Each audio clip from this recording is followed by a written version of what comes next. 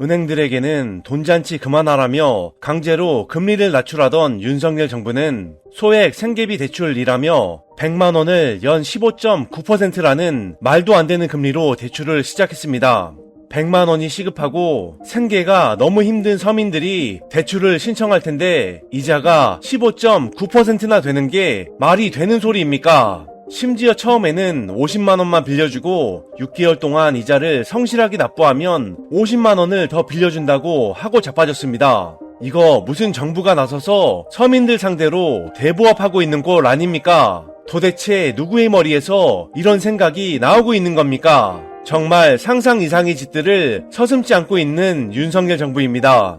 이러고 있는 가운데 윤석열이 중국과의 관계를 조져놓은 덕분에 올해 3달 반 만에 대한민국의 무역 적자가 31조 5천억 원을 돌파하며 작년 무역 적자의 절반을 이미 넘어섰으며 삼성전자마저 1분기에만 영업손실 4조 원을 넘기고 연간으로는 8조 원 이상의 적자를 낼 것이라는 전망이 나오고 있습니다. 1분기 삼성전자의 적자를 전망한 보고서는 역사상 이번이 처음이라고 합니다. 이렇게 만든 윤석열이라는 인간이 대한민국 영업사원 1호라고 명함까지 파고 주접을 떨고 있는 것입니다. 게다가 이 영업사원은 일본과의 영업에서 거래처 사람과 만나 협상한 내용을 비밀이라며 회사에 보고할 수 없다고 버티고 있는 꼴입니다. 대한민국의 주인인 국민에게 자칭 영업사원이라는 윤석열이 보고를 안 하고 비밀이라고 숨기고 있는 게 말이 되는 소리입니까? 심지어 이 인간은 일본에서 후쿠시마산 멍게를 수입해달라는 요청을 일본이 했을 때 이를 숨기려는 듯 대통령실 관계자가 촬영을 제지했다는 것도 드러났습니다.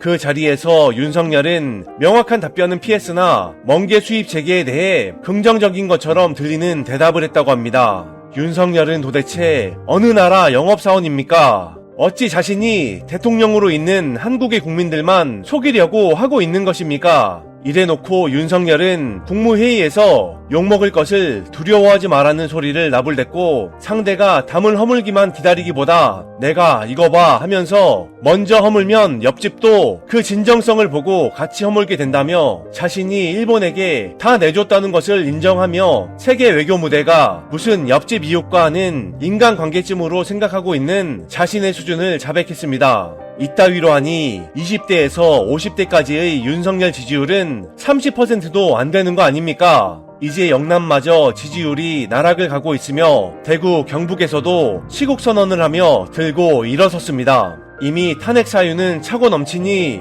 윤석열을 하루빨리 끌어내려 대한민국을 정상화 시켜야 될 것입니다.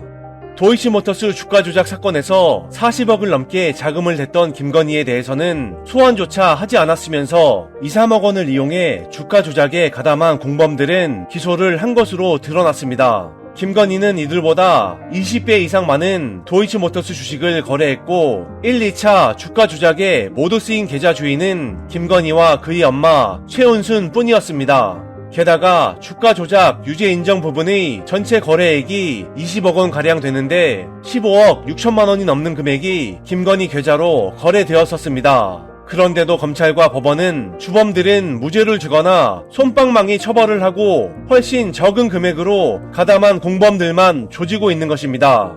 이렇게 검찰이 김건희는 소환조차 못하고 제대로 수사도 하고 있지 않으면서 오늘 이재명 대표에 대해서는 거침없이 기소를 하였습니다.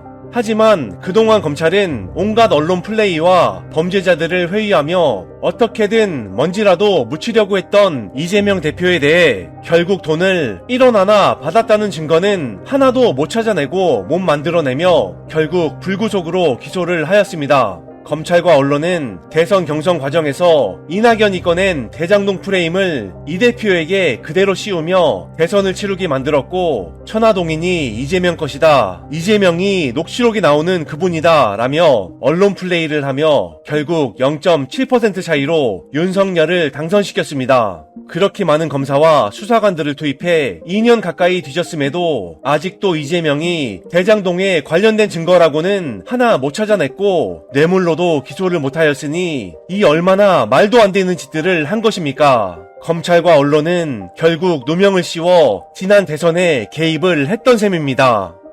어제 이재명 대표의 측근 김용 부원장의 재판에서는 그동안 김용이 왔다 간 뒤 돈봉투가 사라졌다던 정민용이 돈을 가져간 인물의 얼굴을 확인하지 못했고 다리만 보여 김용 부원장인지 확인할 수 없다 라고 말했습니다. 어제 말씀드린 대로 이 정민용이란 인간은 공사의 재직 당시 뇌물을 받았다는 사실이 추가로 드러나 검찰에 약점을 잡혀있는 상황이고 검찰은 그 건으로 기소를 하지 않고 들고만 있는 상황입니다.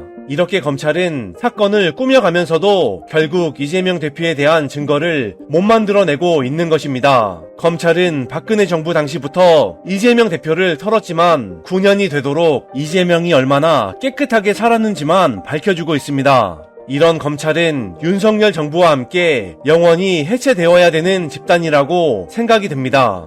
이번 소식은 여기까지입니다. 구독과 좋아요는 윤석열 퇴진 김건희 특검입니다. 열심히 하겠습니다. 감사합니다.